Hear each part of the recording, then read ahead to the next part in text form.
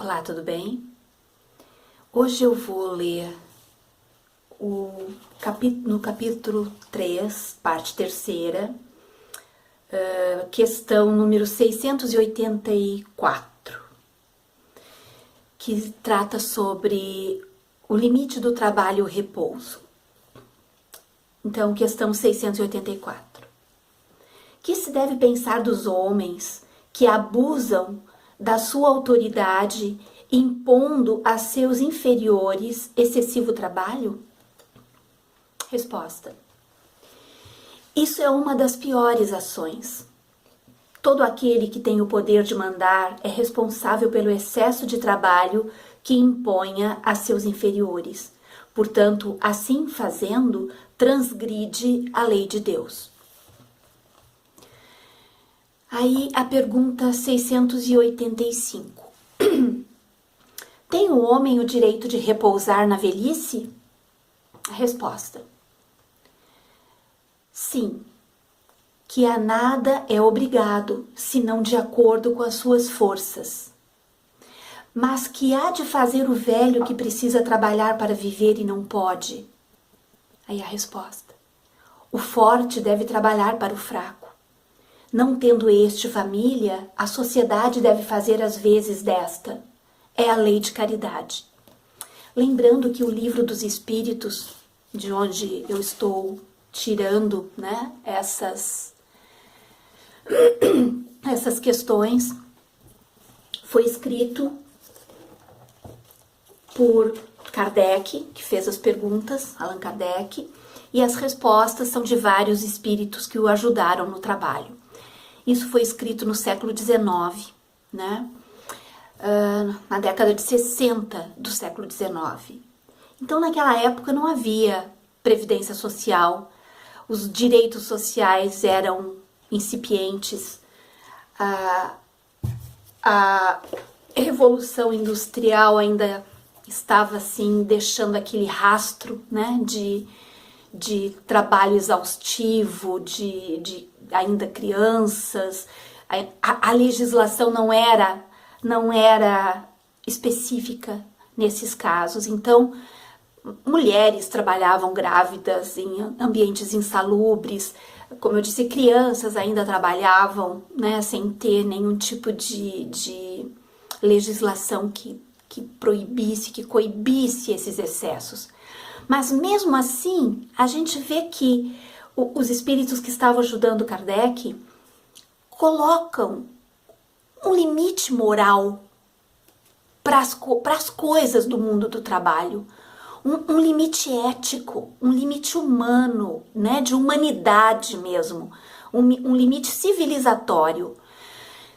E eu trouxe isso para a gente conversar, sempre lembrando que quando eu leio questões do Livro dos Espíritos, ou do Livro dos Médiuns, ou da Gênese, ou de obras póstumas, enfim, de qualquer das obras que fazem parte dos fundamentos, que foram as obras criadas, né, compiladas por Kardec, que fazem parte dos fundamentos da doutrina espírita, eu trago por uma questão didática mesmo, por uma questão de estudo, para que a gente entenda de onde saiu, como surgiu o Espiritismo.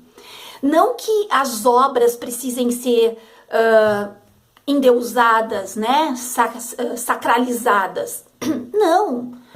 É uma obra escrita por um homem, por um pesquisador, por um professor, por um estudioso, ajudado por outros homens e outras mulheres, sem o corpo físico, né? Então, tem as coisas humanas, tem as visões humanas, tem as visões da época, tem o traço, o corte do século XIX. E a gente não precisa sacralizar nada, a gente precisa estudar e entender. E eu trago isso porque ultimamente a gente tem percebido, e isso é gritante, quanto os espíritas brasileiros desconhecem a obra de Kardec. Espíritas brasileiros desconhecem absolutamente o trabalho feito por Kardec, que é o fundamento da doutrina espírita.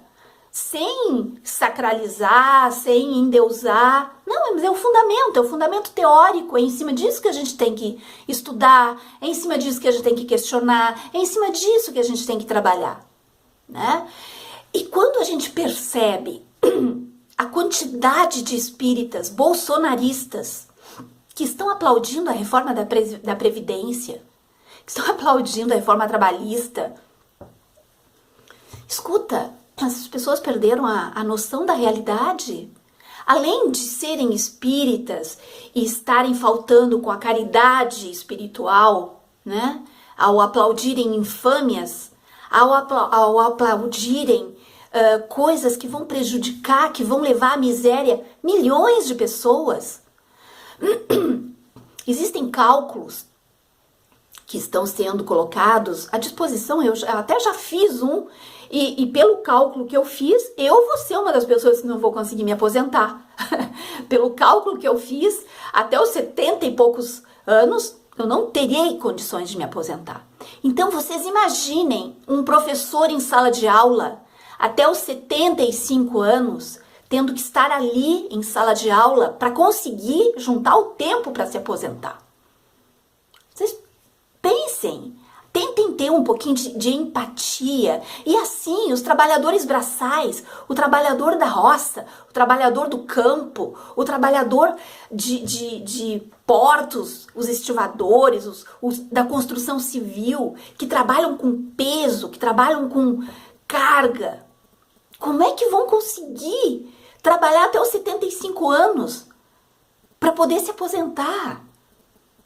É desumano, é totalmente desumano isso. É querer que as pessoas morram antes de se aposentar, né? As pessoas têm direito ao repouso, é um direito humano, civilizatório.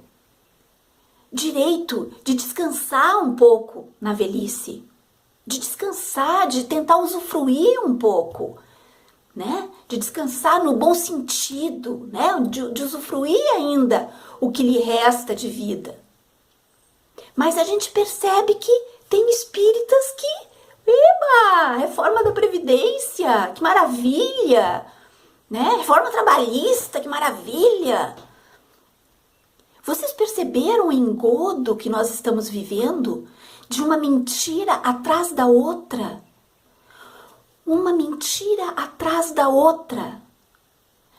Primeiro diziam que a reforma trabalhista iria trazer empregos, iria tirar o Brasil da estagnação econômica. Nada, nada. A previsão é de que na próxima década, se continua essa política que nós estamos vendo, com essas pessoas à frente, não, é estagnação total. Né? E agora prometem então que com a reforma da Previdência, isso e aquilo. Mas a previdência da elite brasileira, daquele 1% da população que ocupa o topo da pirâmide, essa previdência não vai ser tocada. A previdência dos militares não vai ser tocada, do judiciário não vai ser tocada, de muitos parlamentares não vai ser tocada. Então, que tipo de coisa é essa que só no povo pobre, só naquele assalariado, porque os ricos vão lá pagando a sua previdência privada, como fazem com os planos de saúde, e os pobres? Então, quando a gente fala que nós estamos vivendo um momento de necropolítica, é exatamente isso. São medidas que estão sendo tomadas que levam a população pobre à morte. Por falta de remédio no SUS, por falta de médico no SUS, por falta de condições de sobrevivência, por falta de salário, que não conseguem nem se alimentar.